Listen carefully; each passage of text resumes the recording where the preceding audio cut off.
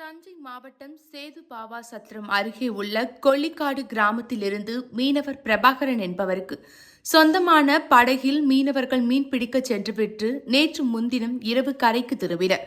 அப்போது மீன்பிடி வலையில் அரிய வகை கடல்வாழ் உயிரினமான கடல் பசு சிக்கியிருந்தது. அந்த கடல் பசு 7 அடி நீளம் இருந்தது. இதையடுத்து பிரபாகரன் மற்றும் மீனவர்கள் வலையை அறுத்து கடல் பசுவை உயிருடன் மீட்டு கடலுக்குள் விட்டனர். இதுகுறித்து பட்டுக்கோட்டை வனச்சரக அலுவலர் சந்திரசேகரன் கூறுகையில், வலையில் சிக்கிய கடல் பசுவை மீண்டும் கடலில் உயிருடன் விட்ட மீனவர்களை பாராட்டி ரொக்க பரிசு வழங்கப்படும். கடல் பசு தொடர்பாக வனத்துறை, மீன்வளத்துறை, சமூக அமைப்புகள் இணைந்து மீனவ மக்களிடையே தொடர்ந்து விழிப்புணர்வு ஏற்படுத்தி வருகிறோம். இதன் எதிரொலியாக இதுவரை மீனவர்கள் வலையில் சிக்கிய ஏராளமான எல்டிட் ஈஸ்ட் கடல் பசுக்கள், அரிய வகை கடல் ஆமைகள் மீண்டும் உயிருடன் கடலுக்குள் விடப்பட்டுள்ளன.